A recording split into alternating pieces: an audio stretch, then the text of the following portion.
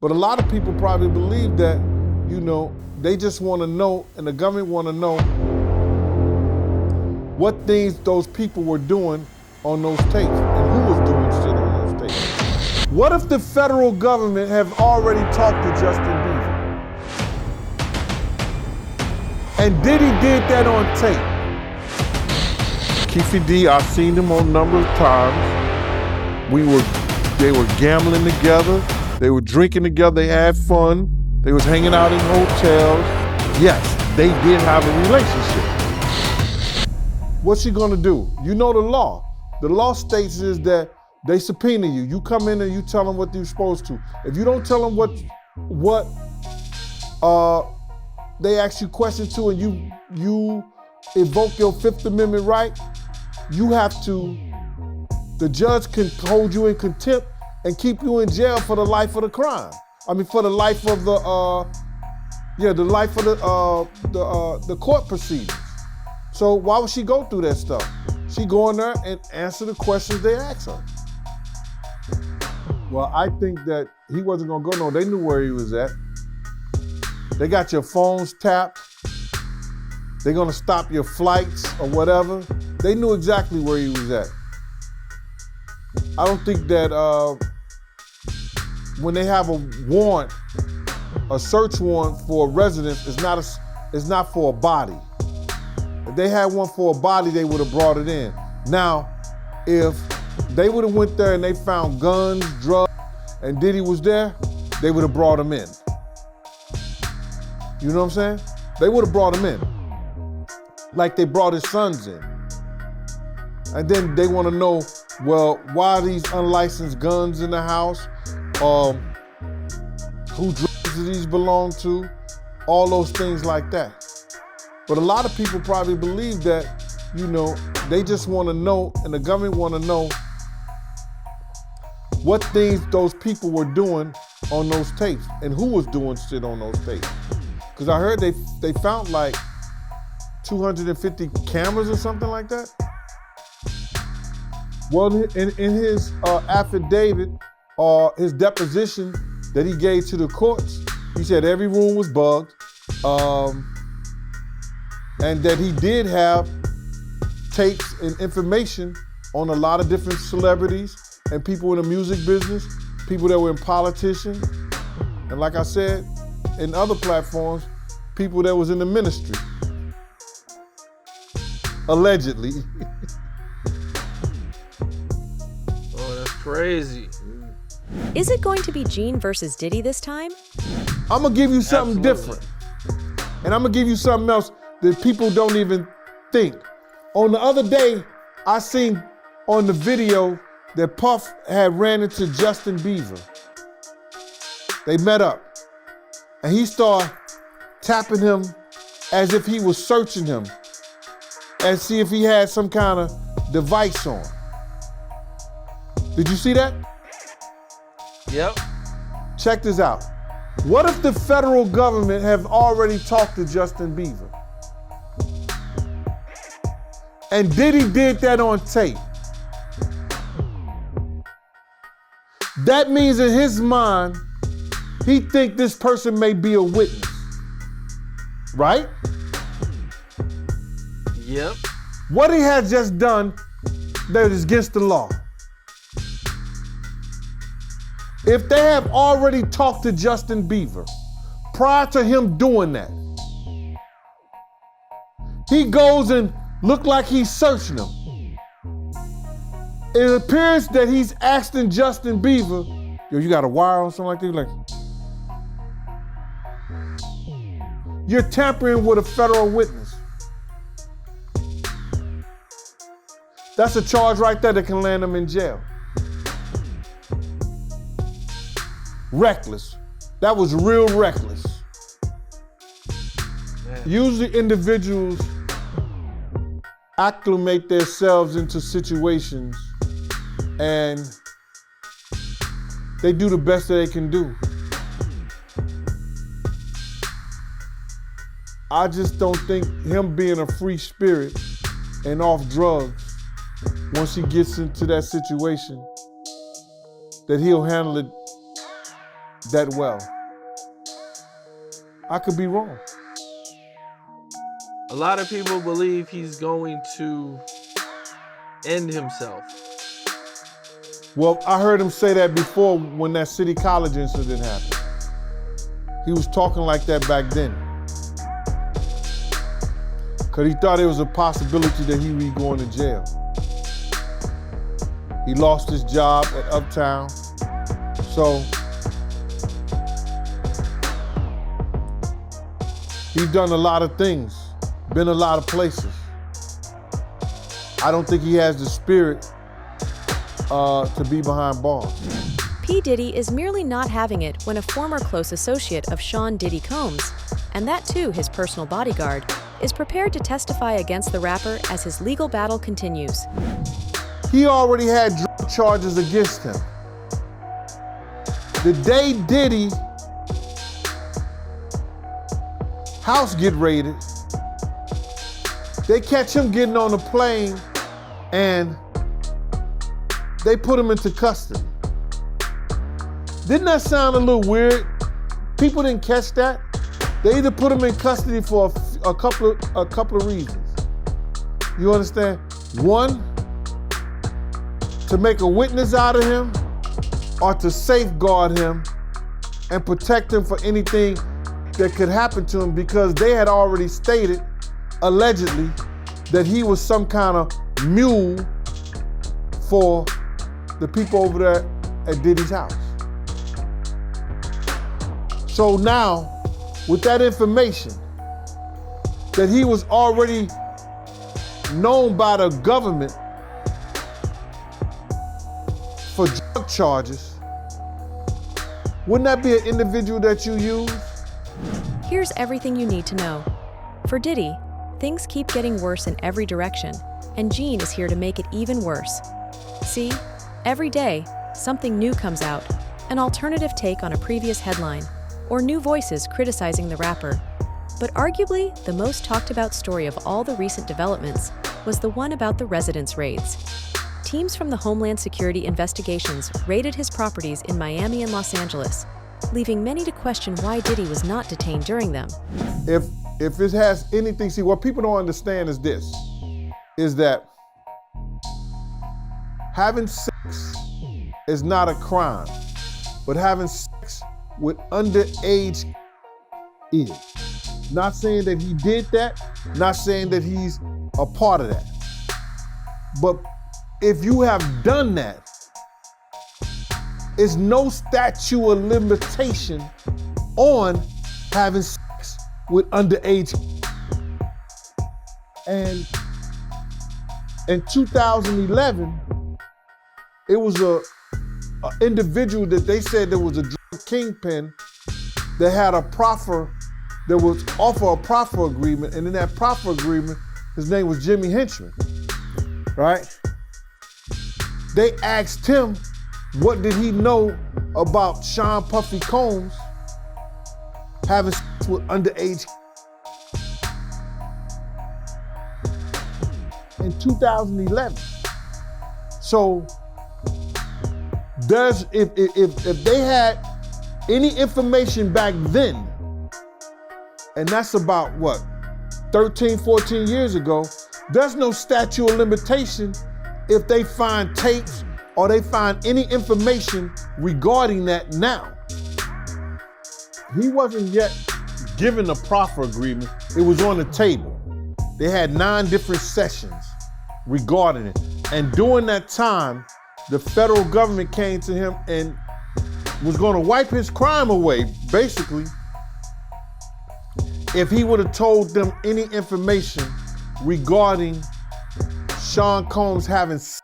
This is what it said, having sex with underage. It's crazy. And even back then, they was even looking into it. Yeah. And I believe that because he lined himself up with some high power people, and he started doing business with them, with DeLeon, I think that's it, DeLeon, and he started doing business with a lot of different moguls and hanging out with Robert Kraft, you know, and all these people. they wasn't gonna touch them. Sex trafficking is when you are buying or purchasing or selling, you know what I'm saying? And you go from state to state doing it, or you have underage coming to state to have sex and do sex and lewd acts. That's more like sex trafficking, bro. It can't be with somebody that you meet online and you fly them to your crib. Not at all. You call a girl from Wyoming and you fly her in and you have sex with her. You're not doing nothing against her own will, right? But if you make somebody do something against their own will by drugging them, if you make somebody do something against their own will by, or you entice them with money and things like that to do those sexual acts, that's sex trafficking. But just any woman. That's what I'm saying with the money. If you meet a chick and you're like, yeah, I'm gonna pay you to come hang out with me for the weekend and have sex, boom. That could be considered sex trafficking. But if you paying for it, that's a form of prostitution. However, it appears that the mogul won't be brought before a judge until an increasing number of witnesses come forward. And that's exactly why Diddy's former bodyguard, Gene Deal, is quite eager to testify. You heard that right. Gene Deal, the former bodyguard of the founder of Bad Boys Records, has stated that he would be willing to testify against his former boss. And to be honest, Diddy isn't happy with any of it. Wolf was just with Puff at the parties and at the events. You know what I mean? But Wolf was part of the crew that gave Puff that startup money. Man, it was so much crazy things going on. And Puff was using her personal assistant to try to find out wherever Jennifer was at. He was sending like 100 dozen roses. He was trying to get Luther Vandross to sing for her, sing to her. He was doing everything to try to get her back. You know what I'm saying? But she wasn't going for her. I think Jennifer's mother didn't like Puff. So when your mother don't like somebody, and Jennifer was real close with her mother and her parents. Her father used to go to baseball games with us and everything like that. But I think it had a lot to do with, her mother not liking her. Her mother, felt her life was in danger for being around somebody like Puff. And she wasn't going to risk her relationship with her family by dealing with this kid anymore. Therefore, I'm on the side, but like Jennifer, when she dipped on him, it kind of messed him up. He would get out the car and we'll be on 17th Street and we'll walk all the way up to 74th Street to his house. Yo, it was crazy, man. The way she, had him and he wanted to get her back, but she wasn't messing with him. Gene argues that he has stated most of his claims already on the internet and would have no problem restating them while testifying. According to what he has revealed so far, he thinks Cassie will also testify if she is subpoenaed after she sued Diddy in a disturbing case that led to numerous allegations of abuse, sex trafficking, and sexual assault against him. Gene Deal went on to say that if authorities wanted to question him about Diddy's relationship with Kim Porter, who passed away in 2018 and had 3 biological children with him, he would be prepared to testify. He was with every chick, every dude, whoever he wanted to be with, when Kim was alive, praying with them, doing whatever he had to do to be with them. And then as soon as she dead, and we don't want nobody, none of our loved ones, the people that we deal with ever to go, he used that as a tool to get to everybody's heart, because who Kim was. You understand what I'm saying? But all that was propaganda. All that said, yo, this is for my mother. I used to hear you call your mother everything but a child of God. But you could grow, maybe he's grown. Maybe he's a whole different person. Maybe he ain't the same person that you know, does what he do, you know, to his artists. Maybe this new artist get a paycheck. Well, I ain't gonna say mistreating and cheating and all that stuff like that, because 9 times out of 10, most dudes only do what women let them do, because when a woman gets tired of that she'll go and straighten it out. And Kim, you know, knew how to handle him. You know what I'm saying? Like I told you, you'll find a section in my book that'll be out before September, when Kim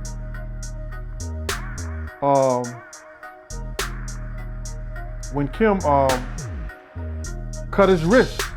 It's an incident that him and Kim had when she took the corkscrew when they were fighting, you know, and ripped his whole wrist up. That's what helped Puff. That's how Puff got on drugs. You know what I'm saying? Those painkillers. Because Kim wasn't taking it from him. So my whole thing about it is that it was always a between those two, physically. But Kim got tired of it and she wasn't taking it. If he put his hands on her, she was going at him. You know what I'm saying? Kim know all his deepest secrets. You understand? Kim knew why he was using the butt plug. Man, Kim probably told all that shit in her book. You understand? That up and got missing the day she died. You understand what I'm saying? See, I could say that because I used to see them in action with other couples and other people. You understand what I'm saying? I was told to watch the door. You understand? So, Kim knew all his deepest secrets, bruh. And I don't think he missed her that much when he gave Cassie the same shout out. Cassie, what did he say? Cassidy, I love you, or Cassidy, thank you, Cassidy, I love you, and all like that. Additionally, Gene has once again stated that he is positive that Puff and Tupac's purported killer were friends, and has made it clear that he is sure they coordinated to have the legendary Californian murdered. Deal went so far as to assert that Keffe D was responsible for Tupac's murder. He provided his interpretation of the events in the issue, shed some insight on what he thinks truly happened, and raised the possibility that Keffe D was involved in the purported freak-offs with Diddy at a different conversation some time ago. Stop it, man. No, you said a mouthful right there. Bruh, I witnessed they did have a relationship. Keffe D, I've seen them on a number of times. They were gambling together. They were drinking together. They had fun. They was hanging out in hotels. Yes, they did have a relationship. That's no ifs, ands, and buts about it. That was before me. That was before Zip. Them two had a relationship. Keffe D and Puff.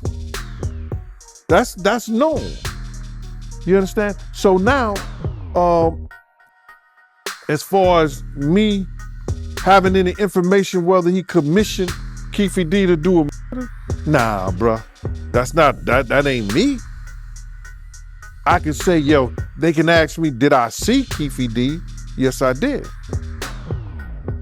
Was he around? Yes, he was. In what capacity was he around? Gambling, having fun, drinking, and talking. Did he ever did security? No, he did not. Now, did he use his manpower, his dudes around him, around us, and people could thought they was a part of us? Yes, they were. Yet, Diddy is not happy about all his former bodyguard is revealing. Not to forget, Gene highlighted that Diddy even engaged in gay sexual relations with fellow rapper Ja Rule. In an updated interview, Gene described Diddy's purported meeting with Ja Rule. He claimed that it all began when they headed out of Atlanta to see a show in North California. Diddy informed Gene that he wanted to see Ja Rule in his private suite